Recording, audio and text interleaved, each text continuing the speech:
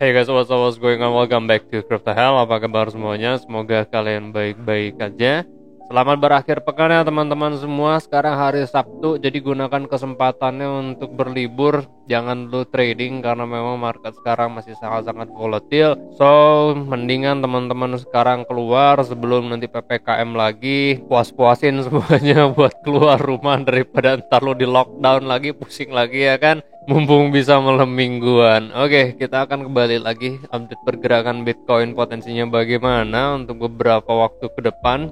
Sementara semalam gue udah memberikan teman-teman warning karena tingkat likuidasi long positions pada derivatif future market itu sangat besar tadi malam itu, dan tepat berdasarkan analisa kita kemarin pada video 2 hari lalu bahwa kemarin itu masuk dalam fase retesting dari bearish pennant, so potensinya adalah koreksi ke harga yang lebih rendah. Kalau kemarin kan kita menganalisakan ke harga 54-53 ya, dan kita bisa lihat bahwa support 53 tidak bisa menahan harga dari Bitcoin. Di sini teman-teman bisa melihat overview weekly Bitcoin metrics yang sudah diringkas secara singkat menjadi 5 indikator penting yang perlu kita perhatikan.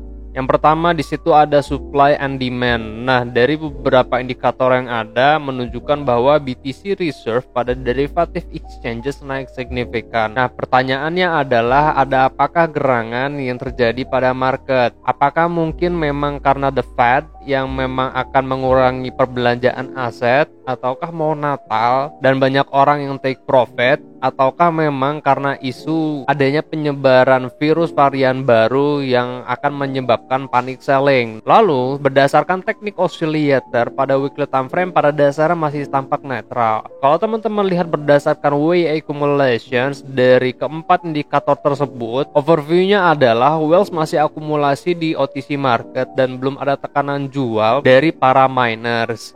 Nah, kalau memang belum ada tekanan jual dari para miners, teman-teman bisa lihat MPI ya, Miner Position Index dan Miner to Exchange Flow, yang dimana memang pada saat ini masih sangat-sangat sideways matriksnya, jadi menunjukkan bahwa belum ada tekanan jual dari para miners dan melihat bahwa level saat ini bukanlah harga yang cocok untuk jualan. Jadi kesimpulannya adalah kalau untuk long termnya sendiri masih oke dan masih bullish. Terus kalau teman-teman lihat dari market sentiment, dari kelima indikator tersebut, future market ini masih sangat over leverage dan perlu cooling down. Kan kita udah tahu ya bahwa short terms itu memang tampak bearish, long terms itu masih bullish. Namun seperti yang kita tahu berdasarkan beberapa indikator, keduanya short terms dan long terms holders itu memang ada sedikit mendistribusikan koin atau menjual koin pada level harga kemarin. Dan secara fundamentally, financial market ini masih bereaksi negatif pada laporan pekerjaan BLS kemarin, atau biasanya kita sebut dengan laporan bulanan US dari Biro Statistik Tenaga Kerja.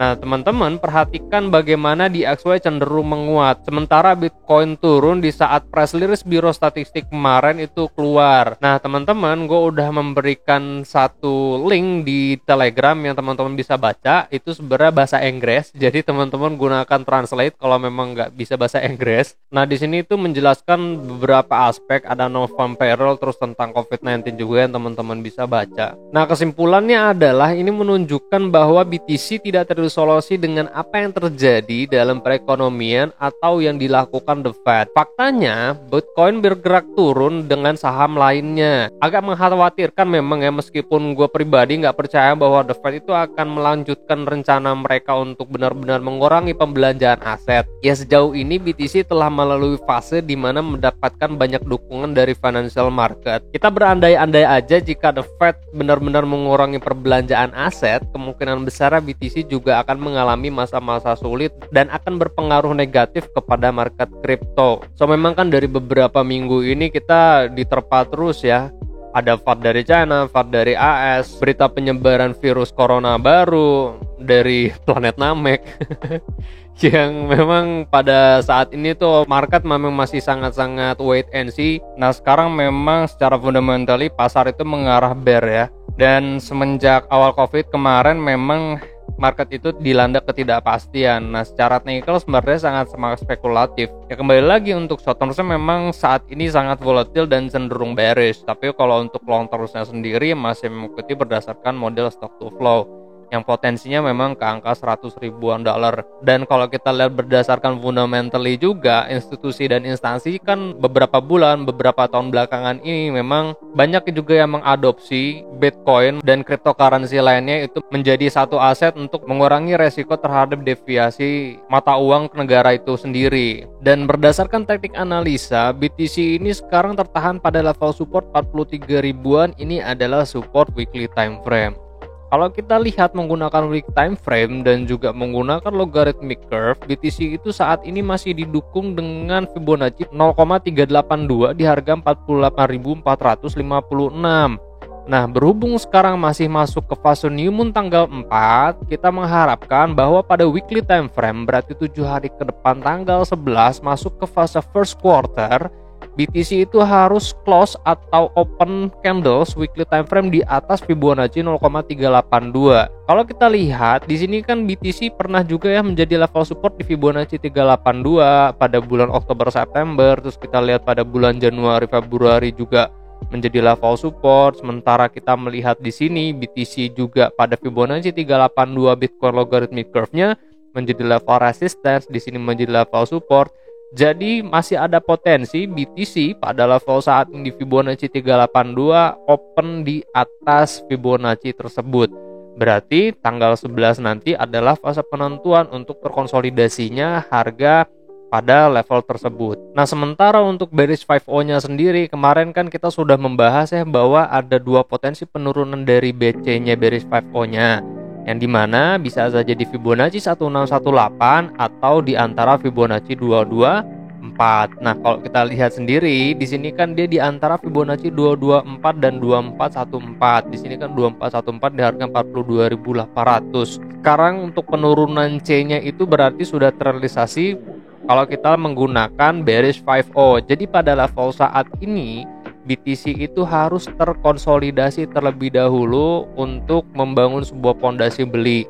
Nah, nanti kita akan ukur berdasarkan taker by volume pada on-chain analysis. Nanti gue akan update kembali untuk taker by volume-nya atau volume belinya. Apabila memang nanti ada kenaikan volume pada level saat ini, berarti ada potensi Bitcoin itu sedang diakumulasi pada spot market. Sementara kan kita lihat bahwa pada derivative market leverage itu masih sangat dominan tinggi ya, dan perlu cooling down terlebih dahulu. Dimana kalau kita melihat leverage itu sangat-sangat overhead, impact terhadap harga itu sangat volatile gitu ya. Bagaimana potensi kenaikan saat ini? Kalau sekarang memang masih sangat spekulatif karena memang belum ada pattern pasti yang menunjukkan adanya pergerakan dari Bitcoin ya. Nah, kalau untuk cocok loginya adalah kita boleh tarik Fibonacci dan kita akan fokuskan kepada Fibonacci 0506. Karena kalau kita ukur berdasarkan bearish 5O, maka potensi kenaikan dari Bitcoin CD-nya itu bisa mencapai ke Fibonacci 0,5. Dan kita bisa lihat pun di sini kan memang menjadi level resistance sekarang ya dari Bitcoin, sementara kemarin itu menjadi level support dari Bitcoin.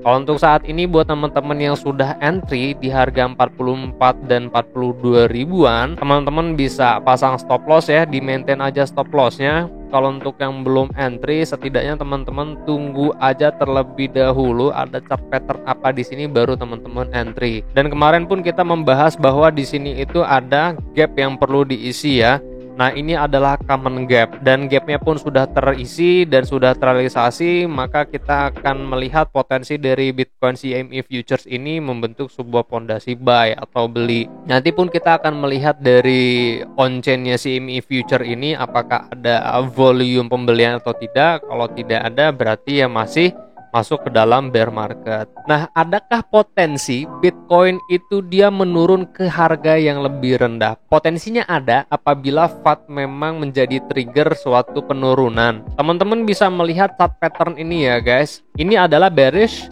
Cypher, yang dimana potensi penurunan C sama D itu bisa mencapai ke Fibonacci 0786 di harga 37.300. Dan kalau kita ukur berdasarkan persentase penurunan, maka penurunannya itu sekitar 45%-an.